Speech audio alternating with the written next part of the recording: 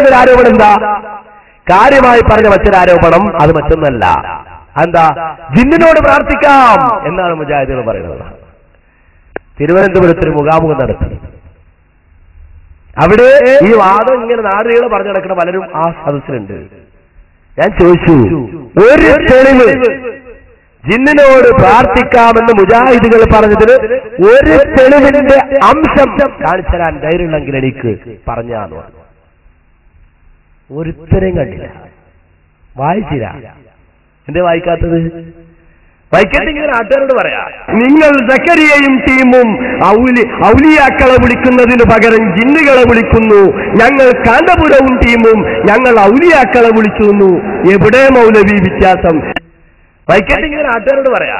അല്ലാതെ മുജാഹിദ് പ്രസ്ഥാനത്തിന് ഉത്തരവാദിത്തപ്പെട്ടവരുടെ മുന്നിൽ തെളിയിക്കാൻ സാധ്യമല്ല. തെളിയിക്കാൻ സാധ്യമല്ല മനസ്സിലാക്കിക്കൊണ്ടാണ് ആ തെളിവ് പറയാതിരുന്നത്.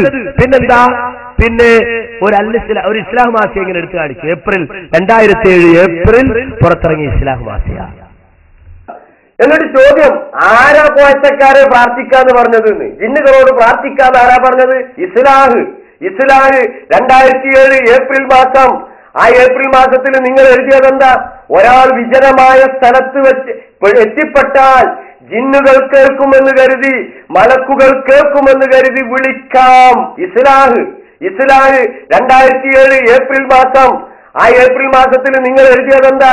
ഒരാൾ വിജനമായ സ്ഥലത്ത് വെച്ച് എത്തിപ്പെട്ടാൽ ജിന്നുകൾ കേൾക്കുമെന്ന് കരുതി, മലക്കുകൾ കേൾക്കുമെന്ന് കരുതി വിളിക്കാം.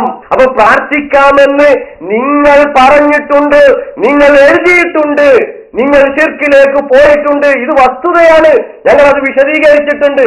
പക്ഷേ എന്നിട്ട് ഇപ്പോൾ ചോദിക്കുക, ആരാ പ്രാർത്ഥിക്കുക എന്ന് പറഞ്ഞത്?